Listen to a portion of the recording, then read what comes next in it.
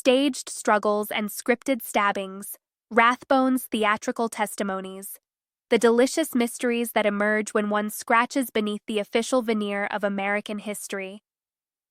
In the theater of American myth-making, few performances are as curious or as suspiciously over-rehearsed as the testimony of Major Henry Rathbone. On the evening of April 14, 1865, the Lincoln entourage, President, First Lady, and their guests, the winsome Clara Harris, daughter of Republican Senator Ira Harris, and her fiancé Rathbone, entered Ford's Theater. By the time the curtain metaphorically fell, one man would be dead, another would be canonized, and yet another, our dear Rathbone, would become the most inconsistently consistent witness in tragicomedy. Now, the government, that reliable purveyor of unvarnished truth, derived and preserved its official version of events primarily from Rathbone's testimonies. Testimonies that display the kind of clockwork precision that would make a Swiss chronometer weep with envy. Not once, not twice, but 3 times did he render his sworn account, on April 17, 1865, May 15 of the same year, and, curiously still in performance mode, on June 17, 1867. What is most remarkable is not what he said, but how identically he said it. The good Major obliged them with the kind of unwavering consistency that suggests a well-rehearsed photographic memorization of a prosaically ghost-written script. The testimonies utilized virtually identical phrasings, words, and sequence. One might suppose that witnessing the assassination of a president would leave certain indelible impressions upon the mind. Yet Rathbone's recollections unfold with the mechanical precision of a player piano, each note struck exactly as before.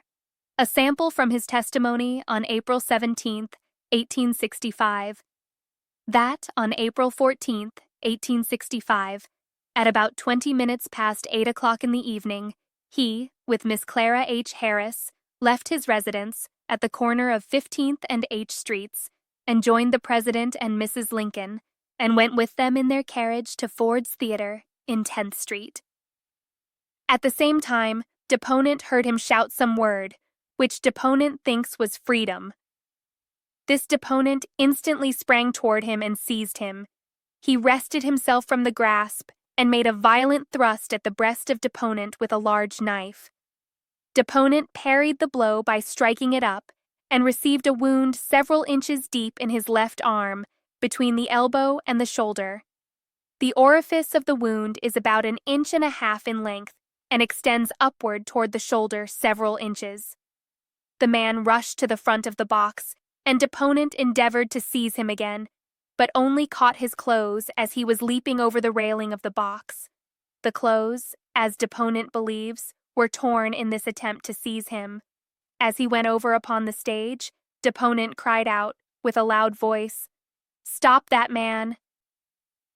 In the review of the transaction, it is the confident belief of this deponent that the time which elapsed between the discharge of the pistol and the time when the assassin leaped from the box did not exceed 30 seconds. Neither Mrs. Lincoln nor Miss Harris had left their seats. All his testimonies had the same precise timing, the same wound measurements, the same torn clothing. One might marvel at such perfect recall were it not for the inconvenient testimony of other witnesses who possessed troublesome qualities, eyes and ears. Rathbone's dramatic window of not exceed 30 seconds invites scrutiny, for if there was indeed such a struggle, a wrestling match with a dagger-wielding maniac that left him grievously wounded, then surely others would have noticed, or heard, or at least mentioned it. Here the universe reveals its fondness for irony, for other witnesses, those unfortunate souls unburdened by official responsibility, offer rather different accounts of time's passage that evening. Frederick A. Sawyer, a New England schoolmaster later elevated U.S. Senator for South Carolina, was apparently no respecter of theatrical embellishment. His version is quicker than Rathbone's by a country mile.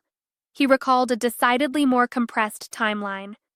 A report of a pistol was heard, and a man, Booth, dressed in a black suit, leaped onto the stage apparently from the president's box.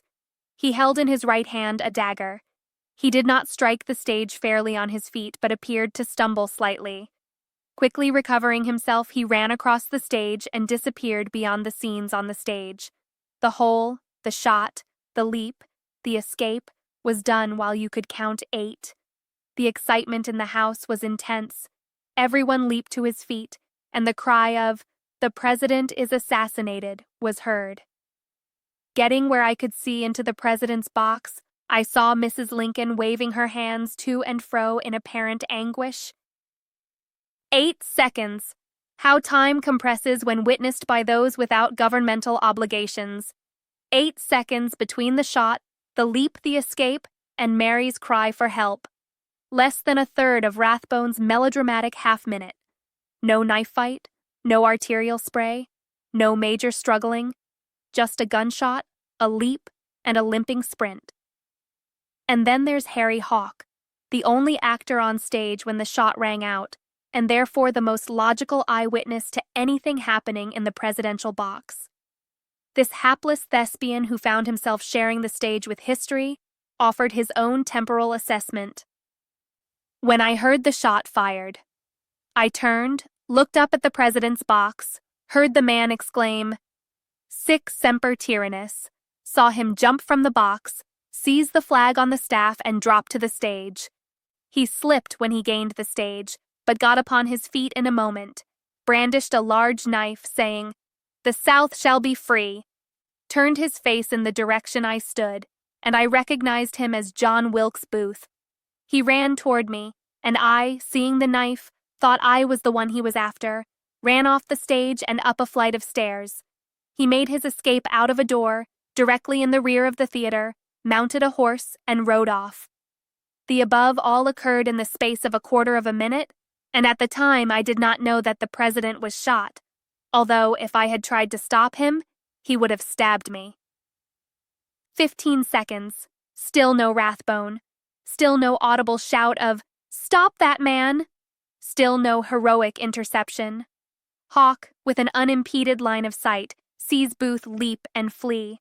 This theatrical witness observed no epic struggle between Rathbone and Booth, no blood-soaked blade, no crimson evidence of heroic combat whatsoever. No scuffle, no bloodbath, no wounded military suitor staggering about like a Shakespearean tragic figure. And even the wise Walt Whitman, that democratic bard immune to political machinations, poetically compiles multiple testimonies into something far more stage-worthy and far less Rathbone-esque. His compiled witness accounts paint a rather different picture. Through the general hum following the stage pause, with the change of positions, came the muffled sound of a pistol shot, which not 1/100th part of the audience heard at the time, and yet a moment's hush, somehow, surely, a vague, startled thrill. And then, through the ornamented, draperied, starred, and striped spaceway of the president's box, a sudden figure, a man, raises himself with hands and feet, stands a moment on the railing, leaps below to the stage, a distance of perhaps 14 or 15 feet, falls out of position, catching his boot heel in the copious drapery, the American flag, falls on one knee, quickly recovers himself, rises as if nothing had happened.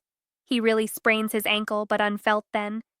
And so the figure, Booth, the murderer, dressed in plain black broadcloth, bareheaded, with full, glossy raven hair, and his eyes like some mad animal's flashing with light and resolution, yet with a certain strange calmness, holds aloft in one hand a large knife, walks along not much back from the footlights, turns fully toward the audience, his face of statuesque beauty, lit by those basilisk eyes, flashing with desperation, perhaps insanity. A moment's hush, not 30 laborious seconds of gladiatorial combat. No blood adorning Booth's person or blade under that well-lit stage. Whitman's account, assembled from those actually there, mentions no Rathbone, no knife fight, no cries of valor or defensive wounds. Just Booth, center stage, all operatic fury and manic resolve. The universe, it seems, has a wicked sense of humor about official narratives. None of the witnesses mentioned hearing Rathbone's exhortations to "stop that man," which begs the question, where was Rathbone? Ah yes, perhaps he was caught in the act of door unjamming. Another jewel in Rathbone's testimonial crown, the matter of a mysteriously prepositioned door barricade. On reaching the outer door of the passageway, I found it barred by a heavy piece of plank, one end of which was secured in the wall and the other resting against the door. It had been so securely fastened that it required considerable force to remove it. This wedge or bar was about 4 feet from the door. Persons upon the outside were beating against the door for the purpose of entering. I removed the bar, and the door was opened. Here we encounter a marvel of theatrical preparation. Booth allegedly strolls through the box's open door and fortuitously discovers a heavy plank, precisely 4 feet in length and perfectly suited for jamming the entrance. He then secures this barricade so effectively that it requires considerable force to remove, all while the president and his party, one of whom was allegedly alert enough to intercept a dagger attack, remain blissfully unaware of this carpentry project unfolding mere feet away. Really now, one might expect Houdini, not Hamlet. The cosmic absurdity reaches operatic heights. And then there's the pièce de résistance. He wrested himself from my grasp and made a violent thrust at my breast with a large knife. I parried the blow by striking it up and received a wound several inches deep in my left arm, between the elbow and the shoulder. The orifice of the wound was about 1.5 inches in length and extended upwards towards the shoulder several inches.